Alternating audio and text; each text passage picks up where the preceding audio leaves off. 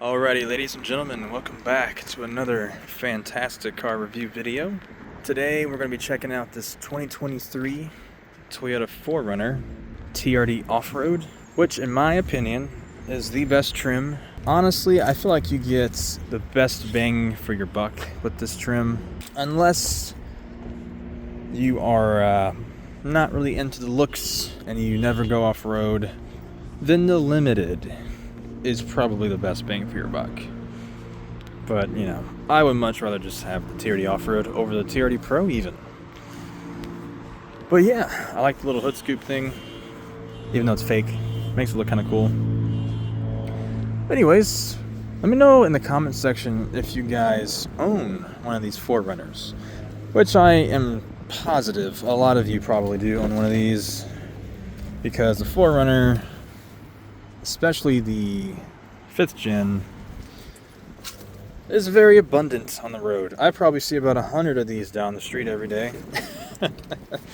People love the 4Runner. It's a great SUV, or truck, or however you want to call it. It is truck-based. It is technically a truck-based SUV, because it has a frame.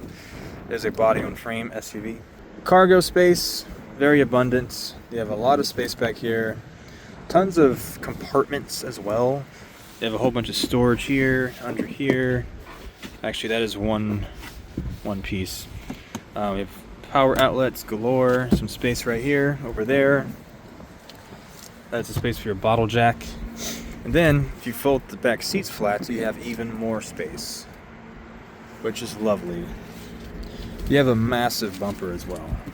You can have like a little tailgate party. You got speakers in the back door as well, on the hatch. Very, very cool. It's not powered assisted, so you do have to hold down on it. I love these TRD off-road wheels. They're actually one of my favorite wheels Toyota has ever made. Very, very nice door. I like the little pocket that you have right here.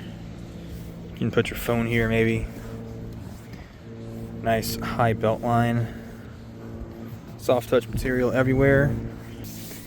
There is no grab handle for the back seat passengers, so you do have to hop in. There's a lot of space in this SUV. Even though it's not massive by any means, you still get good proportions, in my opinion. You get great cargo space, you get great back room space, and you get great front room space as well. I love the center console, or the center armrest back here. The entire thing comes down. And this is very soft right here. I love the cup holders as well. It's rubberized, and if you have a bigger cup, you can just take this out to make room for bigger cups, which is really, really thoughtful. You have two USB-Cs back here. The earlier years had two USB-A ports, I believe. Headliner material. Pretty cheap, but I'm sure this will last forever. Do you need anything else back here? I don't know if you do. And there is a child lock on this door. That is just great. Under the hood, which I will get to in a minute, the 4-liter V6 is one of the best engines Toyota has ever made, in my opinion. Okay, so here's one thing that I never liked about even the 2nd-gen Tundras and the previous generation 4Runners. When you open the doors, do you hear this? It just sounds so tinny and cheap. Like, I would be ashamed to open this door in front of somebody. I mean, that just doesn't sound good in my opinion. However, the door close is relatively solid, and I do like that. What about the back doors? It also makes that sound, but not nearly as bad as the front door. But again, it's whatever. It's a Toyota. It's going to last forever. However, I can't say that about the current generation Toyota products. In my opinion, I think the previous generation Toyota trucks are much more reliable. I'm talking 3rd gen Tacoma, 2nd gen Tundra, 5th gen 4Runner. You know, Lexus 570, or the LX 570, Land Cruisers, the 200 series. Just my opinion. But anyways, hopping in the grab handle-less driver's seat. You want to know something that makes absolutely no sense? Also, this seat is way too far forward. Why in the world is there only one grab handle in this truck? The driver doesn't have one. The back seat passengers don't have any. But the front passenger does. I don't know why, but it is what it is.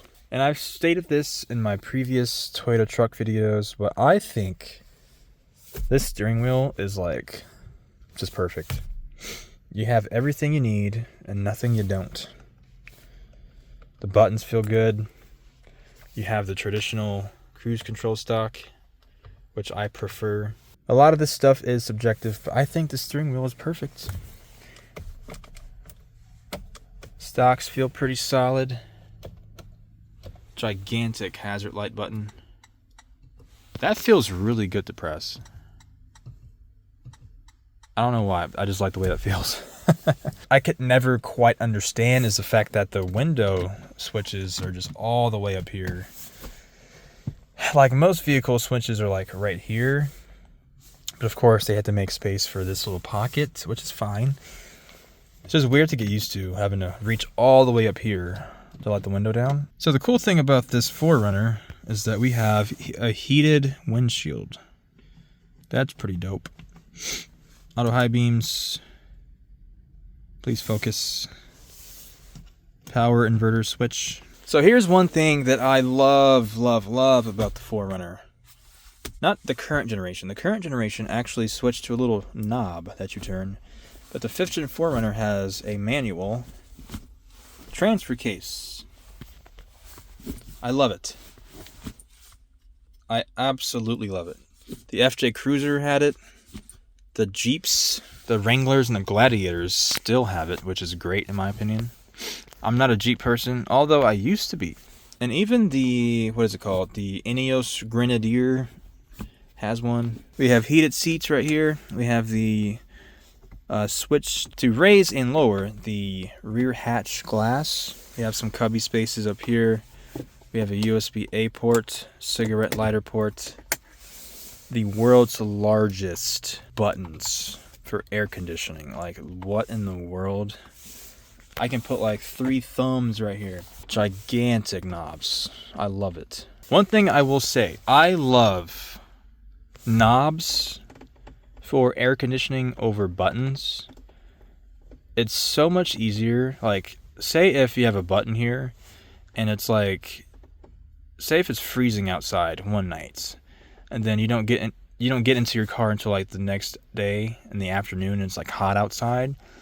You got to press a button like 1,000,000 times to change the temperature.